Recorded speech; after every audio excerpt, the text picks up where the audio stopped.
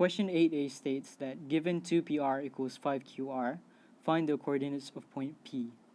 The first step would be to find the ratio of PR and QR. By using this formula, we'll find that the ratio would be 5/2. Next, from this ratio, we can find the ratio of PQ and QR, which would be 3/2.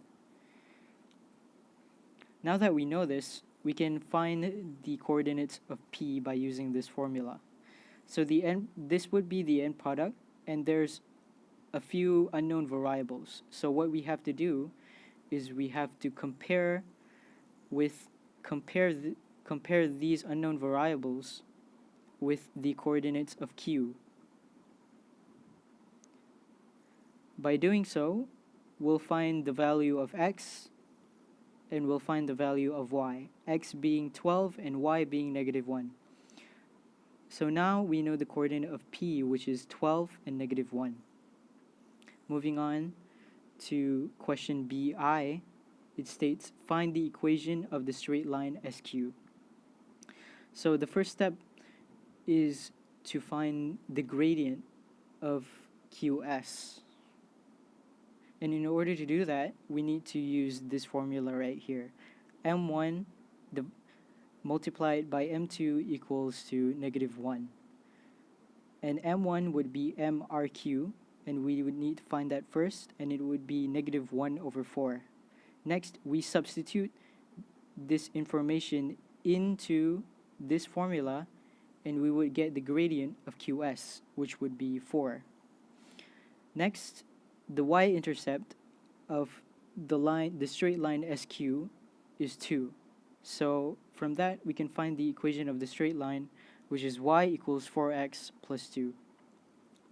Moving on to question B2, it states, if point S lies on the straight line y equals 6x minus 16, find the coordinates of point S.